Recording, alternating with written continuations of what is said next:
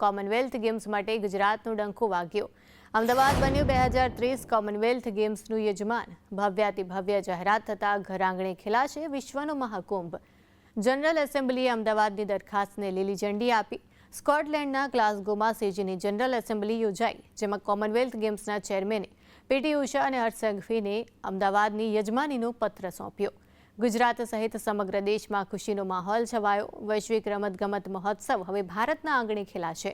Commonwealth games ફેડરેશને દરખાસ્ત મંજૂર રાખી। General એસેમ્બલીમાં deputy CM Harsh Sanghavi ઉપસ્થિત રહ્યા હતા। ગુજરાતના ઉચ્ચ અધિકારીઓ પણ એસેમ્બલીમાં હાજર રહ્યા। કોમનવેલ્થ ગેમ્સના યજમાન માટે અમદાવાદનું નામ જાહેર થતાં જ દિલ્હીમાં ઉજવણી કરાઈ। મેજર ધ્યાનચંદ સ્ટેડિયમ ખાતે કેન્દ્રીય રમતગમત મંત્રી મનસુખ માંડવિયાની ઉપસ્થિતિમાં ઉજવણી કરાઈ। तो खेल मंत्री मनसुख मांडविया हैं। सर, ये बताएं कि ये भारत के लिए कितने बड़े गौरव की बात है कि 2030 की मेजबानी जो है भारत को मिली है, स्पेशली अहमदाबाद को मिली है। મને વાતની ખુશી છે કે 2030ની કોમનવેલ્થ ગેમ્સ ભારતમાં આયોજિત હો એના માટે ગ્લાસગોમાં કોમનવેલ્થ સ્પોર્ટ્સ કાઉન્સિલ की जनरल एसेंबली ने आज औपचारिक घोषणा કરી છે। આ ગેમ્સ ખાસ કરીને જ્યારે ભારતમાં યોજાઈ રહી છે ત્યારે ભારત માટે પણ ગૌરવનો ક્ષણ છે, ગૌરવનો વિષય છે, કારણ કે કોમનવેલ્થની 100મી એડિશન એનું મહત્ત્વ કોમનવેલ્થ ખેલ મંડળ માટે પણ છે અને ભારત માટે પણ છે। अच्छा, लेकिन 2010 में जब कॉमनवेल्थ गेम दिल्ली में हुआ थे तो पूरी दिल्ली का इंफ्रास्ट्रक्चर बदल गया था। तो क्या उम्मीद करें कि अहमदाबाद का भी पूरा खेल का जो इंफ्रास्ट्रक्चर है वो काफ़ी मजबूत होगा, इससे बदल भी जाएगा? સ્વાભાવિક છે, કોમનવેલ્થ ગેમ્સ જ્યાં આયોજિત થાય ત્યાં સંપૂર્ણ કોમનવેલ્થ ગેમ્સમાં ભાગ લેવા માટે 6-7 હજારથી વધારે ખેલાડીઓ આવતા હોય, સપોર્ટ સ્ટાફ આવતો હોય, એ બધાની વ્યવસ્થા સુવિધાને લઈને ઇન્ફ્રાસ્ટ્રક્ચર અને ટુરિઝમને બહુ મોટું બળ મળતું હોય છે। 2010 का मेडल का रिकॉर्ड भी टूटेगा 2030 में, ऐसा उम्मीद कर रहे हैं। तो ये थे खेल मंत्री मनसुख मांडविया। ગુજરાતના વાતાવરણમાં ફરી પાછો પલટો આવી શકે છે। કડકડતી ઠંડી વચ્ચે માવઠાને આગાહી હવામાન નિષ્ણાંત અંબાલાલ પટેલે વ્યક્ત કરી છે। ડિસેમ્બરના બીજા સપ્તાહ દરમિયાન રાજ્યના હવામાનમાં મોટી હલચલ જોવા મળી શકે છે। આ ફેરફારનું મુખ્ય કારણ બંગાળના ઉપસાગરમાં સર્જાનારી પુનઃ હલચલ છે, જે ભેજ લાવશે। અંબાલાલ પટેલે આગાહી કરી છે કે આ સિસ્ટમની અસર હેઠળ ગુજરાતના મોટાભાગના વિસ્તારોમાં માવઠું થવાની શક્યતા છે। હવામાનની આ પરિસ્થિતિને કારણે રાજ્યમાં ઠંડીના પ્રમાણમાં પણ વધઘટ જોવા મળી શકે છે। હાલમાં એ સાયક્લોનિક સર્ક્યુલેશનના કારણે આ માસના અંતમાં અને ડિસેમ્બરની શરૂઆતમાં ઉત્તર ગુજરાતનું હવામાનમાં કંઈક પલટો આવી શકે, પરંતુ લગભગ 8-10 ડિસેમ્બર બાદ ગુજરાતમાં મજબૂત પશ્ચિમી વિક્ષોભ આવતા અને લગભગ 15 ડિસેમ્બર બાદ પણ બંગાળ ઉપસાગરમાં હલચલ જોવા મળતા ત્યાર પછી એક પછી એક આપતા મજબૂત પશ્ચિમી વિક્ષોભના કારણે ડિસેમ્બર માસમાં ગુજરાતનું હવામાન પલટાઈ શકે। આ આગાહીને પગલે હવે એવું લાગી રહ્યું છે કે ગુજરાતવાસીઓએ હવે સ્વેટરની સાથે છત્રી અને રેનકોટ પણ વાપરવા પડશે। ગુજરાતના મોટાભાગના શહેરોમાં હવા પ્રદૂષિત બની છે, જેના કારણે સ્વાસ્થ્ય સંબંધિત સમસ્યાઓ થવા લાગી છે। સુરતના મોટાભાગના વિસ્તારમાં હવા પ્રદૂષિત થઈ ગઈ છે। શહેરના કેટલાક વિસ્તારમાં AQI 250ને પાર પહોંચી ગયો છે। વેસુ, અલથાણ, ઉધના, સચિન, પાંડેસરા, પાલ વિસ્તારમાં સ્થિતિ અત્યંત ખરાબ છે, જેના કારણે બીમાર વૃદ્ધ લોકોને જે અસ્થમા જેવી શ્વાસ સંબંધિત બીમારીઓથી પીડાય છે તેમની હાલત વધુ ખરાબ થાય છે। રાજકોટમાં પણ અનેક વિસ્તારમાં AQI 300ને પાર પહોંચી ગયો છે, જે અતિ ખરાબ છે। સોરઠિયાવાડી સર્કલ પાસે AQI 353, સેન્ટ્રલ ઝોન કચેરી પાસે AQI 324ને પાર, તો જામ ટાવર વિસ્તારમાં AQI 338ને પાર પહોંચી ગયો છે। રજકણ ધુમ્મસની માત્રાથી પ્રદૂષણ વધ્યું છે। ખરાબ હવાના કારણે શ્વાસ લેવામાં તકલીફ, આંખો લાલ રહેવી, આંખોમાંથી પાણી પડવું જેવી સમસ્યા થઈ રહી છે। દ્વારકાના જગત મંદિર આસપાસના વિસ્તારમાં પુરાતત્વ વિભાગ દ્વારા એક મહત્વપૂર્ણ સર્વેની કામગીરી હાથ ધરવામાં આવી છે। આ સર્વેની કામગીરી માટે દિલ્હી ASI તરફથી એક ઉચ્ચ સ્તરીય ટીમ દ્વારકાની મુલાકાતે આવી છે અને સમગ્ર વિસ્તારનો સઘન સર્વે કર્યો છે। આ સર્વે પાછળનો મુખ્ય ઉદ્દેશ્ય મંદિર નજીકના વિસ્તારમાં ખોદકામની કાર્યવાહી શરૂ કરવાનો છે। આ ખોદકામ દ્વારા જમીનમાં દટાયેલા દટાયેલા હોય તેવા અને મહત્વપૂર્ણ ઐતિહાસિક તથા પુરાતત્વીય અવશેષોની શોધ કરવામાં આવશે. આ કાર્યવાહી દ્વારા દ્વારકાના પ્રાચીન ઇતિહાસ અને સાંસ્કૃતિક વારસાને લગતા વધુ પુરાવાઓ મેળવવાની શક્યતા છે, જે મંદિરના મૂળભૂત માળખા અને તેના ઇતિહાસ પર નવો પ્રકાશ પણ પાડી શકે છે. इस प्राचीन नगर का जो ये प्राचीन जमाव है उसकी प्राचीनता को जानना, उसके अलावा समुद्र में जो अवशेष हैं पानी के अंदर उनको गोताखोरी करके उनका पूरा अध्ययन करना और साथ ही बेट द्वारिका जो है वहाँ पर भी जो प्राचीन अवशेष हैं उनका भी विस्तृत रूप से अध्ययन करना. ભગવાન શ્રી કૃષ્ણની પ્રાચીન નગરી જૂની દ્વારકાના દટાયેલા અને મહત્વપૂર્ણ અવશેષોની શોધ હવે થશે.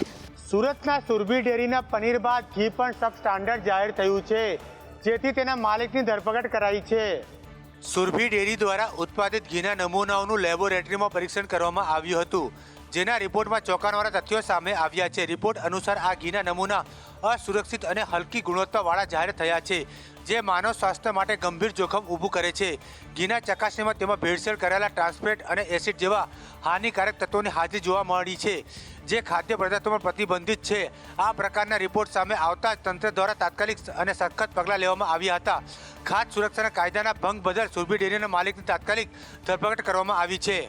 તારીખ 3/11 થી 15/11 સુધીમાં deputy commissioner health and hospital અને આરોગ્ય અધિકારીની સૂચના હેઠળ અને સીધા માર્ગદર્શન હેઠળ સુરતની વિવિધ ડેરીઓમાંથી સેમ્પલ લેવામાં આવેલા હતા. તેમાંથી સુરભી ડેરીના 2 યુનિટમાંથી 2 ઘી અને 1 પનીર અને વેલકમ સ્વીટ એન્ડ ડેરીમાંથી ઘીનું સેમ્પલ લેવામાં આવેલું હતું. કુલ 4 નમૂનામાંથી 1 ઘીનું અનસેફ થયું છે, બાકીના 3 સબસ્ટેન્ડર્ડ આવ્યા છે. આ કાર્યવાહી દર્શાવે છે કે સત્તાવાળાએ ખાદ્ય પદાર્થોમાં થતી કોઈપણ પ્રકારની ભેળસેળ સામે કડક વલણ અપનાવી રહ્યું છે, જેથી ગ્રાહકોના સ્વાસ્થ્યનું રક્ષણ થઈ શકે. સુરત મનપાના અધિકારીઓની મનમાની સામે આવી છે. હવે સરકારી બાબુઓને મોબાઈલથી ડર લાગી રહ્યો છે.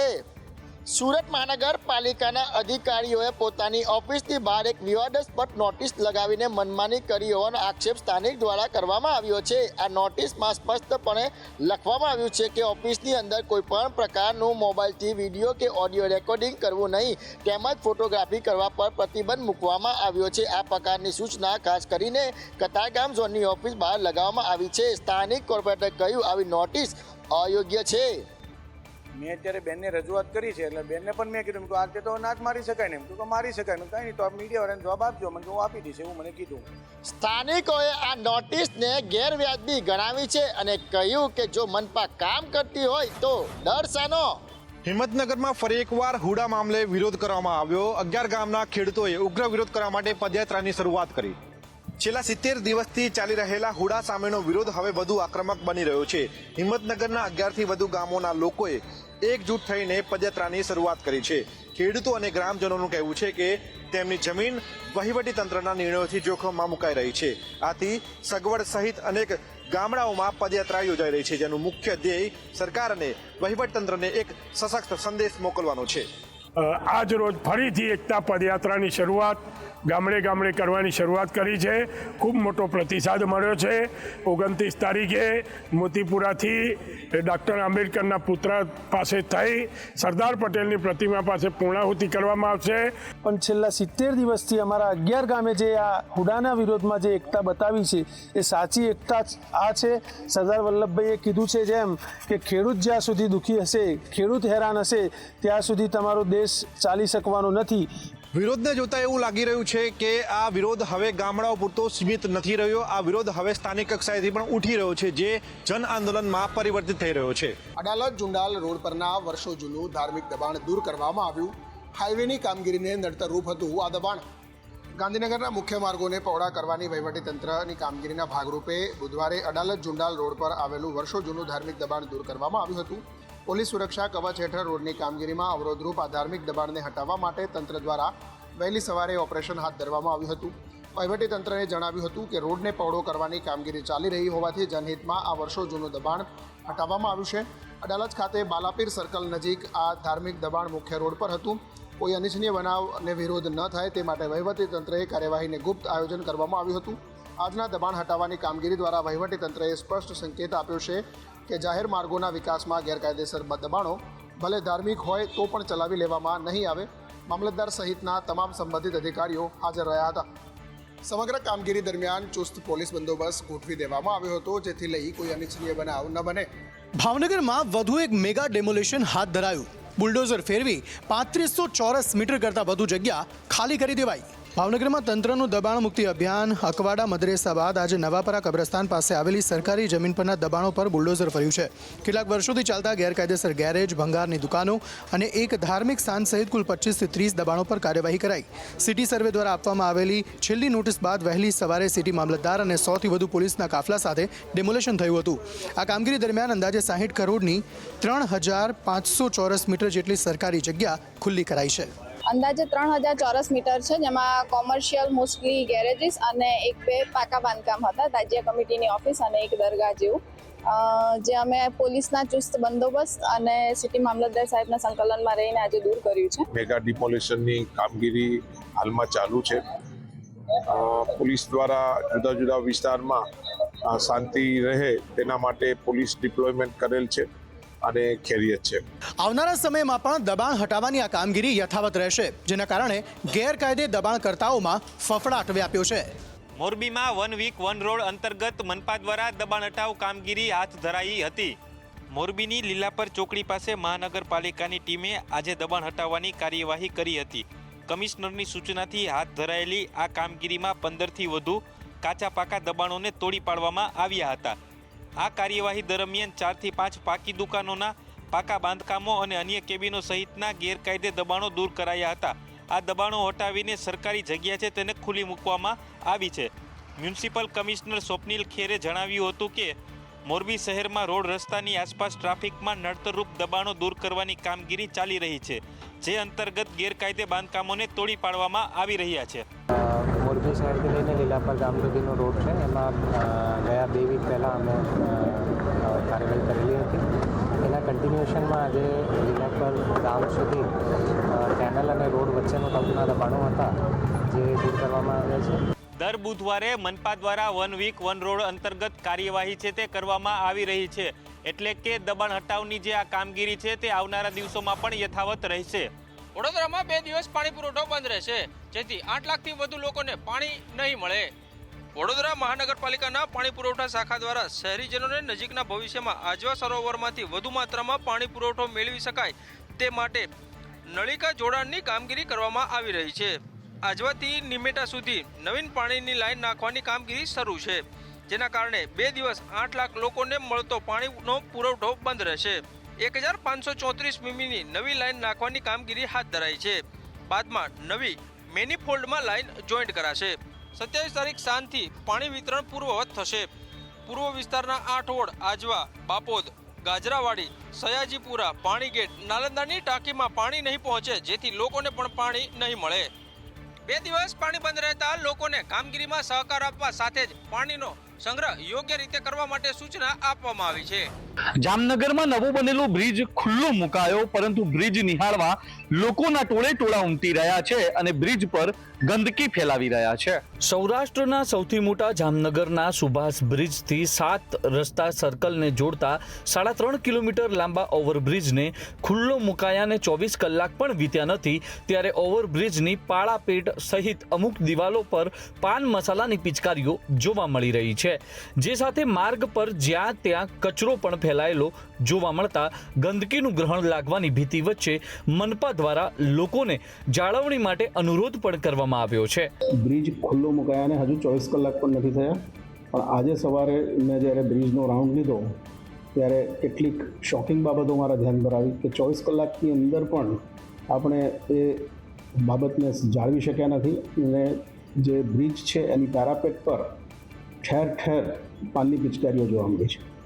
કોઈ પણ સારી નવી સગવડ હોય એને આપણે એન્જોય ચોક્કસ કરવી જોઈએ, પણ એને બગાડવી એ હું માનું છું કે શહેરના હિતમાં નથી. બ્રિજ ઉપર એને માણો પણ રસ્તા વચ્ચોવચ્ચ બ્રિજ ઉપર ક્યાંય ઊભા ન રહેવું જોઈએ અને ત્યાં ઊભા રહીને બ્રિજને ચક્કાજામ કરવાની કોઈ પ્રવૃત્તિ ન કરવી જોઈએ. રાજકોટમાં વધુ એક ભાજપ નેતાના લેટરથી ખળભળાટ મચી ગયો. તેમણે અધિકારી સામે ભ્રષ્ટાચારના આરોપ લગાવ્યા છે.